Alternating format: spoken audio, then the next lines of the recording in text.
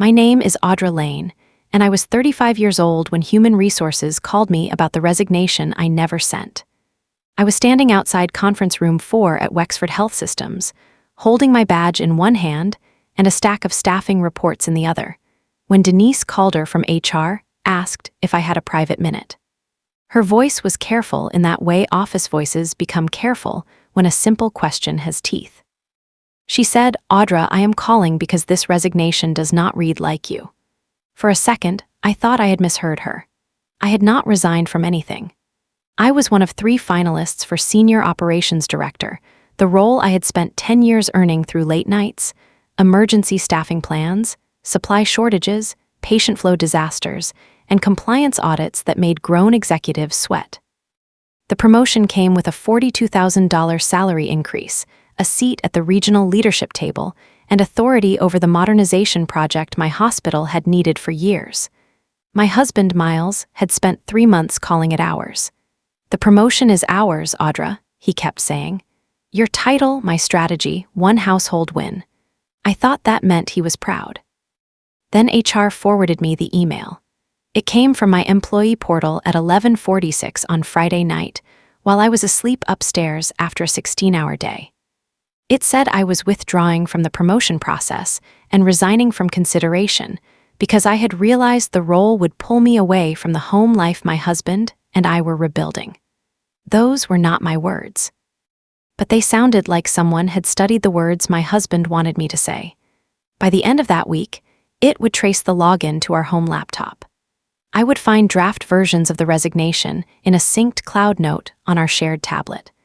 I would see my mother-in-law's text congratulating me for choosing marriage over ego before I had told anyone I resigned.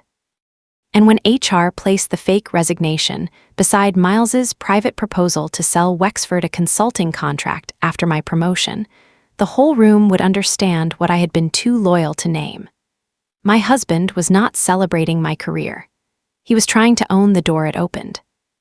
Before I tell you what happened next, welcome back to Hush and Tell Stories. If the person sleeping beside you ever turned your ambition into something they could use, this story is for you. Tell me in the comments what you would do if HR called about a resignation you never sent, and subscribe if quiet truth is the kind of justice you understand. I did not grow up believing success belonged to me. I grew up in Morley, Ohio, in a house where hard work was praised only after it had already been used. My mother cleaned offices at night. My father drove delivery routes for a grocery distributor until his knees gave out, and pride took longer to heal than the surgery. We were not poor in the way people dramatize poverty, but every decision had a price tag hovering above it. If I wanted new shoes, someone waited on dental work. If the car needed tires, the grocery list changed shape. If school sent home a fee for a field trip, my mother found a way to make it sound optional before I had to feel guilty. I learned early not to need too loudly. At Wexford, that habit became useful before it became dangerous. I started as a patient flow coordinator at 25, working evenings in a cramped office behind the emergency department. My job was to move patients through a hospital that never had enough beds, enough nurses, enough transporters, or enough patients. People think hospital operations is spreadsheets and polite meetings. It is not. It is controlled crisis. It is knowing that a delayed discharge on the 4th floor can back up the emergency room by 6 beds, which can turn one ambulance arrival into a hallway full of frightened families. It is calling environmental services at 2 in the morning because a room has to be cleaned now, not when the system says it is convenient. It is asking tired people to do one more thing and knowing they have already done 10. I was good at it, not because I was brilliant in a shiny way, because I noticed what other people missed. I knew which nurse manager answered texts faster than calls. I knew which supply clerk hid extra IV pumps after being burned too many times by shortages. I knew which surgeon yelled because he cared and which one yelled because it worked. I knew how to turn chaos into a sequence and sequence into movement. Every step I took at that hospital came with a badge swipe nobody clapped for. I became shift coordinator, then assistant operations manager, then operations manager for inpatient services. When snowstorms trapped staff at home, I slept in my office on a vinyl couch and wore borrowed socks from the lost and found. During a respiratory surge, I built a temporary staffing grid on a whiteboard because the scheduling software crashed. When a compliance audit, it found gaps in medication transfer logs, I spent 3 weekends rebuilding the process with pharmacy and nursing leadership. The commendation letter came on plain paper. I kept it anyway. By the time the senior operations director role opened, I had earned more than a promotion. I had earned the right not to apologize for wanting one. Miles' work entered my life when I was 31. At a healthcare leadership mixer, I almost skipped because my shoes were uncomfortable and I had answered 87 emails that day. He was not employed by Wexford, but he moved in the same orbit. He owned a small healthcare consulting firm called Work Process Group, which specialized in workflow modernization, vendor transitions, and administrative redesigns. He had the polished confidence of a man who could say, "system inefficiency," and make it sound like a moral problem. He was charming but not loud. That mattered to me. Loud men exhausted me. Miles listened first. He asked precise questions about my work and did not glaze over when I explained bed turnover metrics. He understood hospital language, which felt rare outside the building. He said operations people were the spine of healthcare and rarely got the face time they deserved. "You hold the place together," he told me that night. "But you do it behind glass walls so everyone thinks the building stands by itself." I remember feeling seen. That is how many betrayals begin. Not with blindness, but with being seen so accurately that you stop checking what the person is doing with the view. We dated for 2 years before marrying. Miles liked my ambition at first. He brought dinner to the hospital when I worked late. He helped me prep for budget meetings. He read leadership books and underlined sentences he thought would help me sound less defensive in executive rooms. That should have bothered me sooner. He had opinions about how I sat in meetings, how quickly I answered questions, how much credit I gave my team, and whether I sounded grateful enough when senior leaders noticed me. At first, I took it as support. He knew consulting. He knew how executives talked when employees were not in the room. He knew the game, or at least that was what he said. "You are the face of it, Audra," he told me once. "I am the reason you know how to play the room." I laughed because I thought he was teasing. He was not. After we married, his support grew heavier. He began calling my accomplishments household wins. My bonus was good for us. My new title would improve our position. My department relationships could help his firm understand the market. He never said he wanted to use me. He used words like alignment, synergy, shared strategy, and family leverage. Miles had a gift for making ownership sound like partnership. His mother, Celia Rourke, adored that gift because she had helped build it. Celia had been a corporate trainer for years, and she treated every family conversation like a performance review. She believed good marriages had defined roles. The man led direction. The woman shaped atmosphere. She liked that I had a career, but only when it made Miles look like the kind of man who married a high achiever. "You are such an asset to him," she told me at our rehearsal dinner. Not partner, asset. I heard it and smiled because weddings are full of sentences a woman files away for later. When I became a finalist for Senior Operations Director, Miles reacted like he had been nominated too. He opened champagne on a Tuesday even though I had a 6:30 meeting the next morning. He printed my interview schedule. He ordered a new planner and wrote promotions sprint on the first page. He stood at the kitchen island with my packets spread out in front of him, circling phrases and writing household strategy in the margin. I remember staring at those words, household strategy. My career had become a family project without my consent. "This is big," he said. "We need to approach it like a campaign." "We?" He looked up, smiling. "Of course we. Do you think executives get there alone? I do not think they bring their husbands into interview prep like campaign managers." His smile faded just enough. "Do not get prickly. I am helping." There it was, helping. The word that asks gratitude to stand where boundaries should be. Still, I let him read my materials. I let him quiz me over dinner. I let him suggest that I use broader language about transformation and less language about staffing realities. I even let him choose between two blazers because I was too tired to care and he cared too much. Then he started correcting my answers. "Do not say you built the patient flow model," he told me one night, tapping an index card. "Say you led a cross-functional alignment effort. I did build the model." "I know, but women who sound too hands-on get treated like managers, not executives." I stared at him. "Where did you learn that?" "Every boardroom I have ever sat in." "That does no. T make it right?" "No," he said. "It makes it useful." That was Miles. He believed usefulness outranked truth until truth became useful to him. The consulting proposal came 3 weeks before final interviews. He slid a folder across the dining table after dinner, casual as a man offering dessert. "Work Process Group, Wexford Workflow Modernization Opportunity, Executive Stakeholder Pathway." My stomach tightened before I opened it. "What is this?" "Just a concept. For Wexford. For your future department." I pushed the folder back without touching the signature tab. "No," his eyebrows lifted. "You have not even read it." "I do not need to. If I get the promotion, I am not recommending my husband's firm for a contract."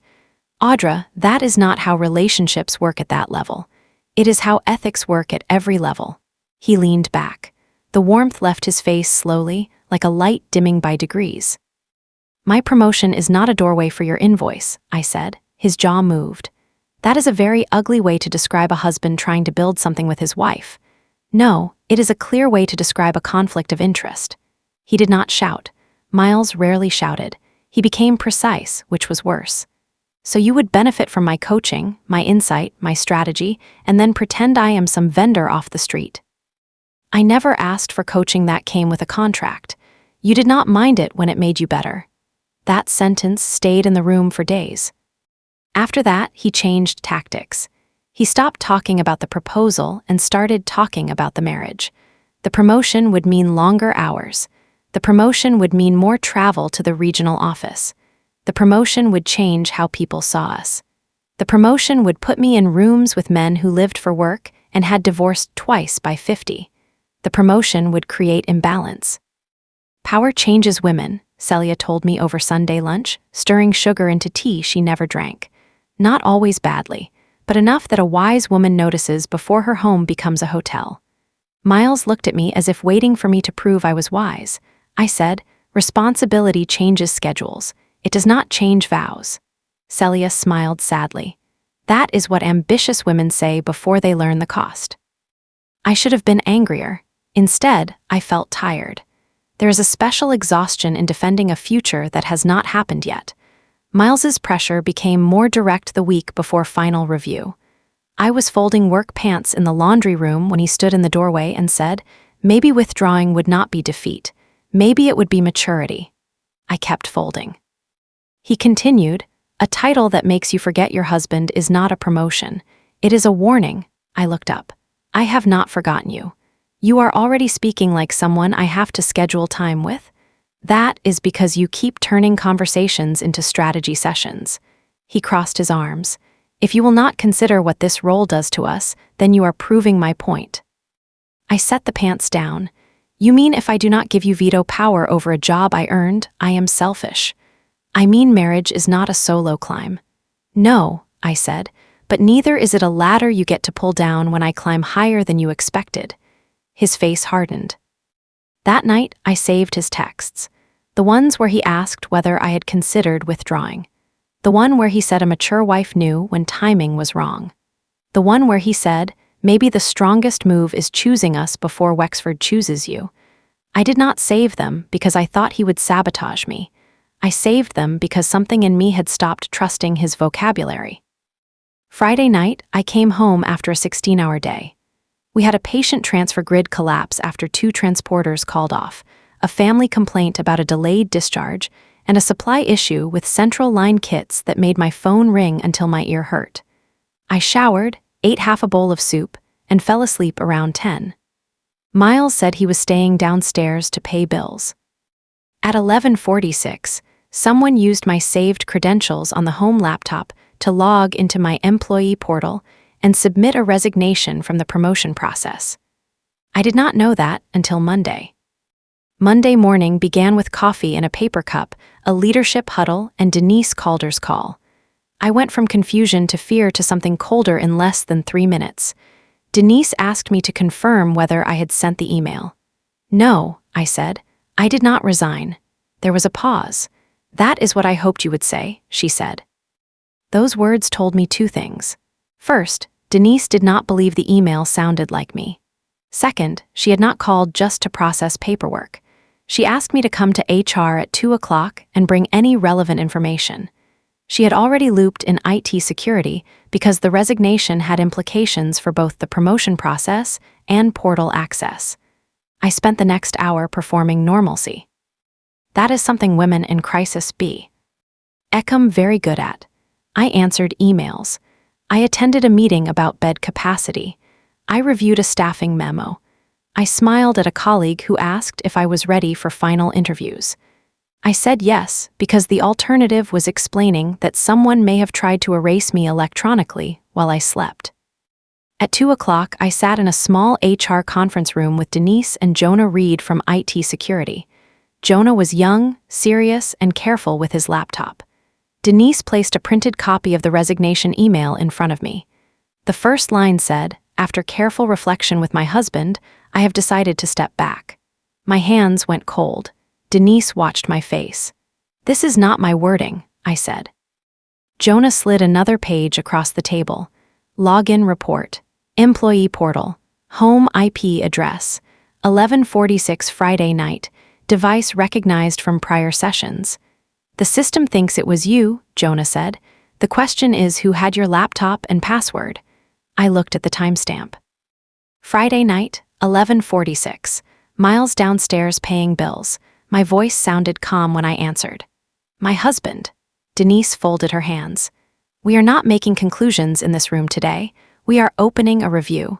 The resignation will be marked disputed pending investigation.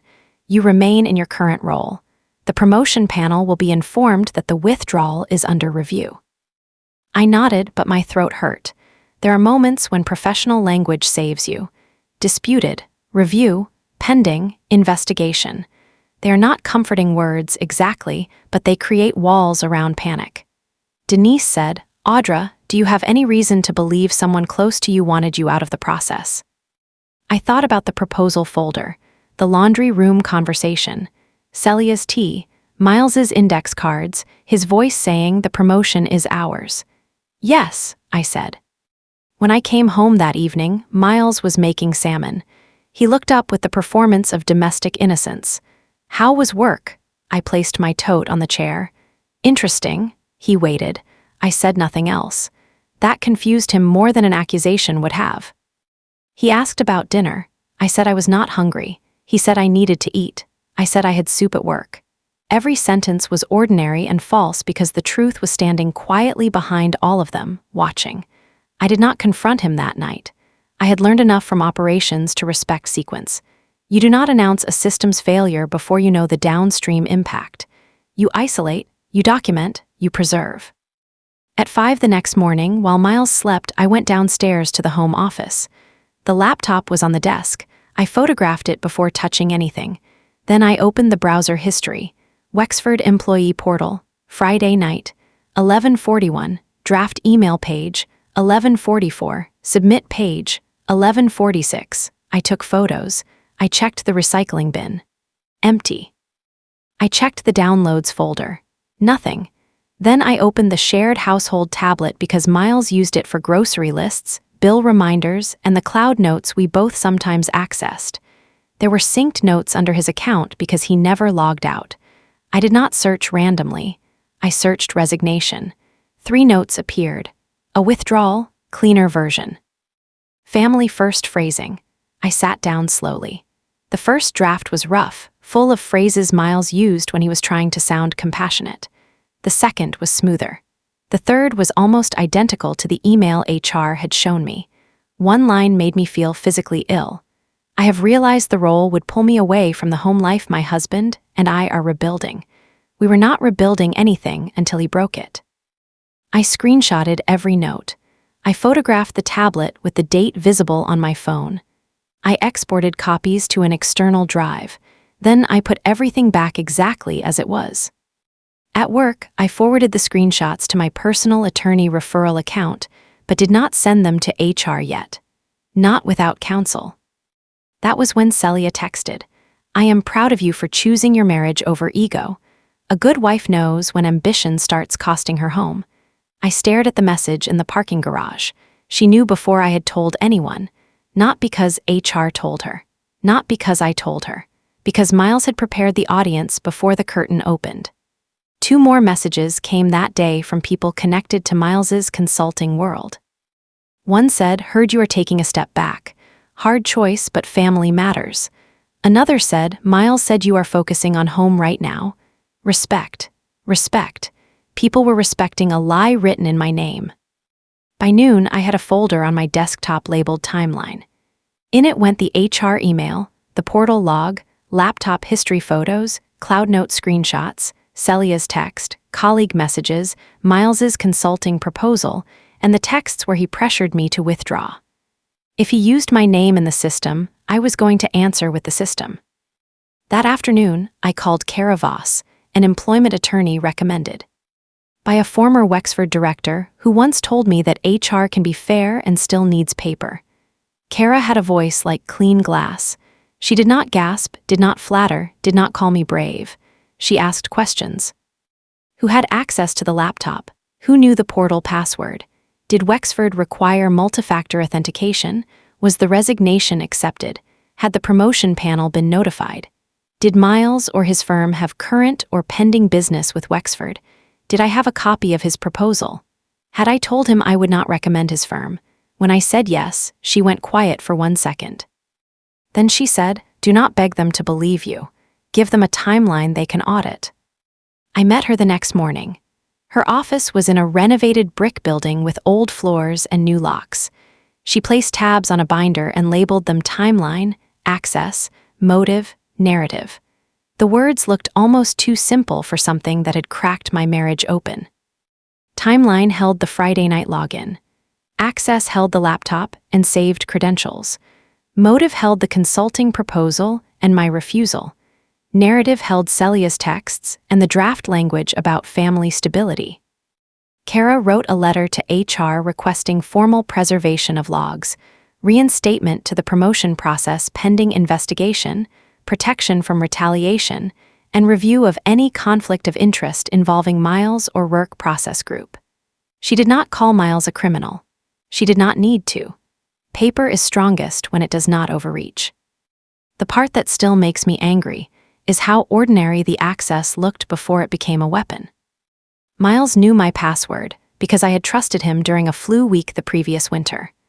I had been home with fever and chills while a bed capacity report was due before a regional call. I asked him to open the laptop and read numbers from a spreadsheet while I dictated updates from the couch. He joked that marrying an operations manager meant getting married to a password-protected emergency. I laughed because I was sick and grateful, and because trust often enters through the smallest convenient door. After that, he sometimes used the laptop to print tax forms or check our mortgage portal. I never imagined he would open my employee portal. I never imagined saved credentials could become a signature. People think betrayal always requires a secret key. Sometimes it only requires a husband who knows where you keep the laptop charger. Kara told me to write down every moment of access I remembered, not as emotion. As timeline, I wrote the flu week. I wrote the night he helped print my benefits statement. I wrote the afternoon he asked why Wexford made passwords expire so often. I wrote the Friday he said he was paying bills downstairs while I slept. By the time I finished, I could see the line from convenience to control. The home security camera helped more than I expected. We had installed it after a package theft, and it faced the hallway near the office. It did not show the laptop screen, but it showed Miles entering the office at 11:38 Friday night with a mug in his hand and leaving at 11:51 without it. At 11:53, he went back in, picked up the mug, and turned off the office light. That was not proof alone. It was not a movie scene. It was one more piece in a pattern. The login report said 11:46. The camera said he was in the office. The browser history said the portal was open. The cloud notes said the words were his before they were mine. I saved the clip in 3 places. Then I checked our router app, the one Miles had insisted on installing because he liked dashboards. It showed the home laptop connected during the same window. Again, not dramatic. Again, useful. I exported that too. There is a particular grief in learning to investigate your own marriage. You start with a question you hope has an innocent answer, and every document removes one more kind possibility. By Wednesday night, I no longer needed a confession. I had something colder and steadier. I had sequence. The formal HR meeting was scheduled for Thursday. Before that meeting, Miles tried one more time to manage me without knowing what I had. He came into the kitchen while I was packing my lunch and said, "Mom told me she texted you." I closed the container lid. "She did. She meant well." "Of course." He watched me carefully. "You have been quiet this week." "I have been busy." "With what?" "Work." His face tightened at the word. Then he softened his voice. "Audra, I know this promotion has put pressure on us. I know you feel like everyone is watching. If you ever wanted to step back, you know I would support you." There it was, the offer to comfort me through the decision he had already tried to make. I looked at him. "Would you?" He stepped closer. "Always. And if I did not want to step back?" His expression changed so quickly most people would have missed it. I did not. "Then I would ask whether you are choosing a title over peace." I smiled a little, not because anything was funny. "Peace with whom?" He did not answer. On Thursday morning, I wore the navy blazer he hated because he said it made me look unapproachable. I chose it for that reason. The promotion panel had to redo part of the review because of the disputed withdrawal. That embarrassed me at first, even though I had done nothing wrong. Shame is irrational that way. It looks for the nearest woman and hands her the bill. Denise met with me privately before the process resumed.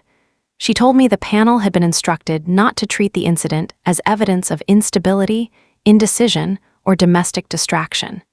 She said the organization had confirmed that the resignation would not stand and that my candidacy remained active. She also said something I did not expect.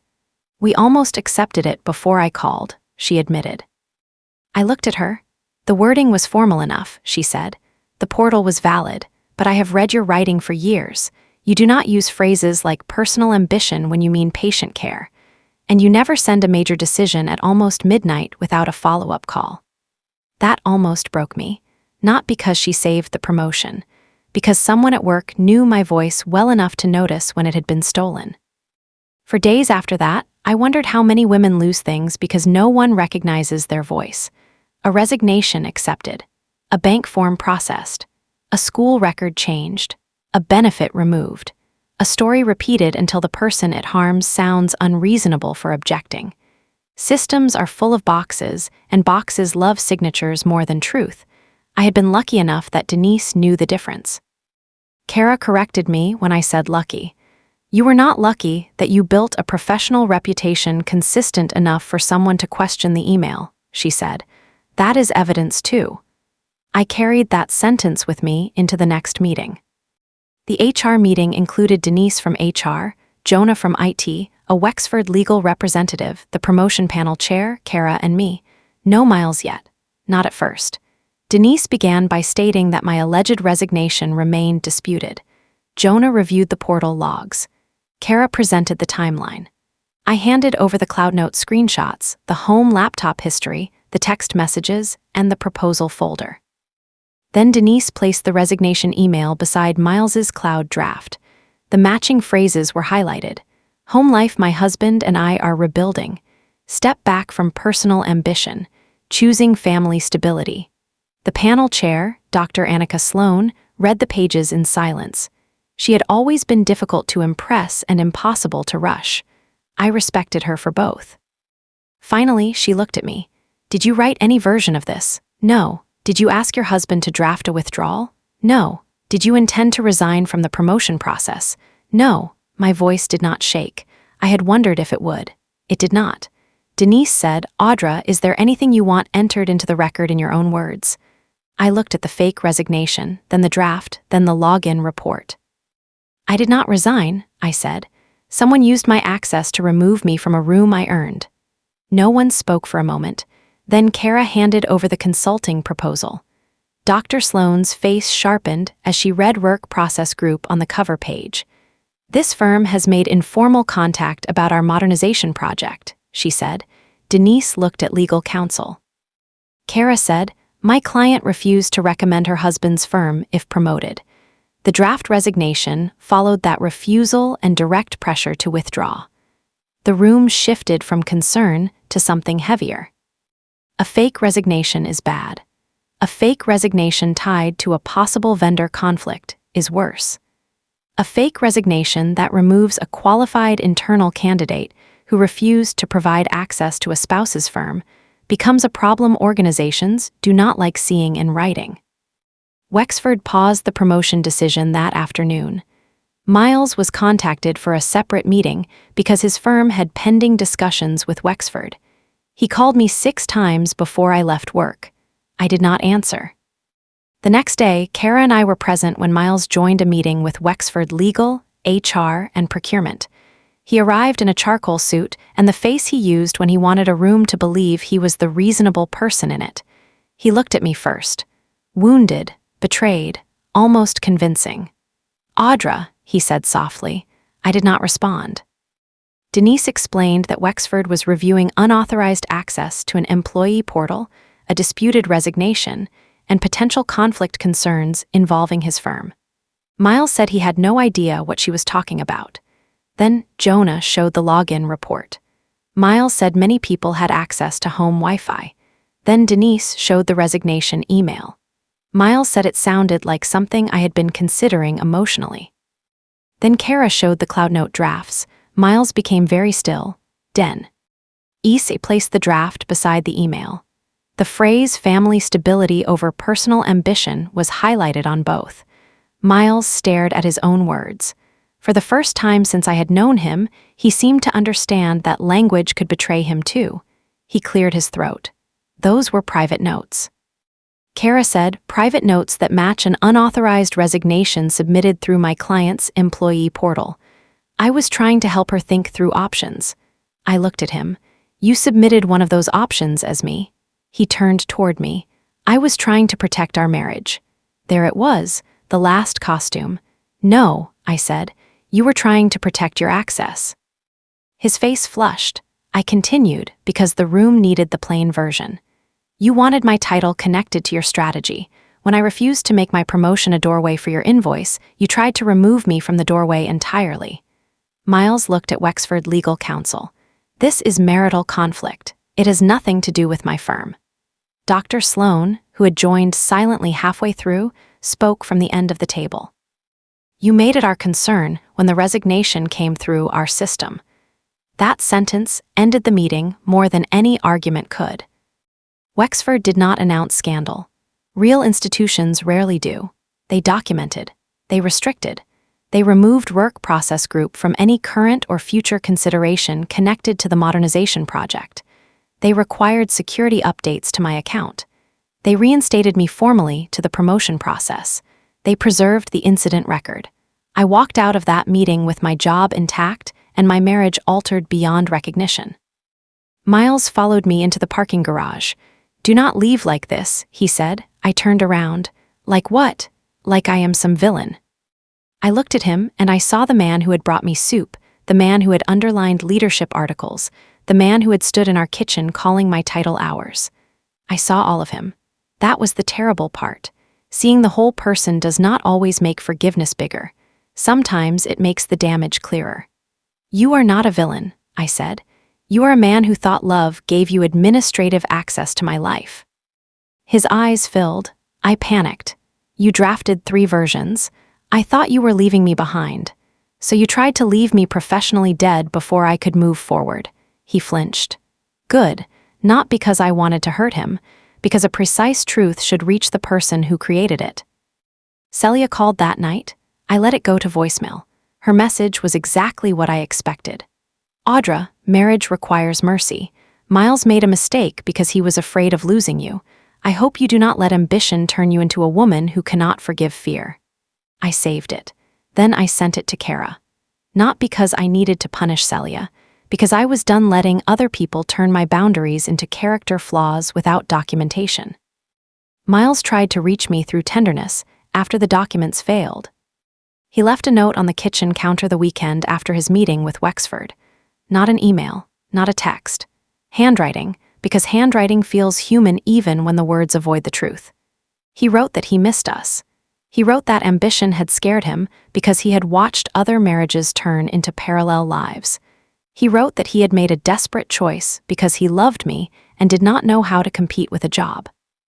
I read it twice. Then I underlined the words desperate choice, not unauthorized access, not forged resignation, not professional sabotage, desperate choice. Language was still the place where he tried to survive consequence. I put the note in the binder behind the cloud drafts. It belonged there.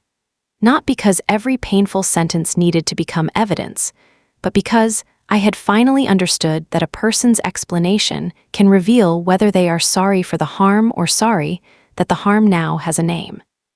When Miles asked to meet without attorneys, I agreed to one conversation in a public coffee shop near Wexford. I chose a table by the window. I arrived first. I paid for my own coffee. Small things mattered then. He looked tired when he came in. He had lost weight. His suit jacket hung differently. For a moment, love moved through me like an old reflex. I remembered him bringing soup, laughing at bad television, holding my hand at my father's second knee surgery. Then I remembered 11:46 Friday night. "I know I broke trust," he said. "You broke access," I answered. Trust was only the first thing under it. He rubbed his eyes. "I keep thinking if I can explain why I was afraid, you will see I was not trying to hurt you. I believe you were afraid." He looked up, hopeful. I continued, "I also believe you were willing to hurt me to make your fear stop." His hope left quietly. That was the cleanest conversation we had, not the kindest. The cleanest. He admitted he wrote the drafts. He admitted he logged in. He admitted he submitted the withdrawal because he thought once the process moved on, I would be angry for a while, but eventually relieved. He said he believed I would thank him someday for saving the marriage from a role that would consume me. I asked him whether he heard the arrogance in that. He said yes. Then he asked if yes could be a beginning. I told him beginnings were not owed to people who tried to write endings in someone else's name. Miles moved into a short-term rental 2 days later. He said he needed space from the hostility. I said space was a good idea. He asked if I would consider counseling. I said yes, but not as a substitute for accountability. We went once. The therapist asked what had happened. Miles said he had crossed a line during a difficult season. I said he had impersonated me in my workplace system to sabotage a promotion that threatened his access and ego. The therapist blinked once. Miles looked betrayed that I had not softened the sentence. I did not go back. Some people need counseling to repair. Some need it to rename what they did until the injured person sounds unreasonable for remembering. I chose separation. The promotion process resumed 3 weeks later. Dr. Sloan asked if I wanted to withdraw because of the personal stress. This time, the question came from the right person, in the right room, with my consent intact. "No," I said. "I want to continue." The final interview was on a Tuesday morning in November. Miles had once made index cards for that interview. They were still in a kitchen drawer, bound with a rubber band. I took them out before leaving. Speak in enterprise language. Do not overfocus on staffing. Mention strategic partnership. Smile before answering cost questions. Credit leadership. I read each card once. Then I dropped the whole stack into the recycling bin. I walked into the interview with a clean notebook. When the panel asked why I wanted the role, I did not say transformation in a way Miles would have approved. I did not say household strategy. I did not say I had reflected with my husband. I said, because I know where this system breaks at 2 in the morning, and I know how to build processes that still work when no one is performing for a meeting. Dr. Sloan smiled slightly. I got the promotion, not because of the scandal. I want that clear. I got it because I was qualified, because my record held, and because the fake resignation was corrected before it could become the official story. The offer letter came on a Friday. Senior Operations Director, salary increase, start date, reporting structure, leadership expectations. I printed it and placed it on my kitchen table. For a long time, I looked at my name, Audra Lane, not Mrs. Rourke, not Miles's wife, not household strategy, not the face of his plan. Audra Lane. I cried then, finally, not loudly, not dramatically, just enough to let my body admit what my calendar had not given it time to feel. The work was mine. The cost had been mine too. Months later, people asked whether I forgave him. That question always sounds simpler from the outside. I did not wake up one morning free of love.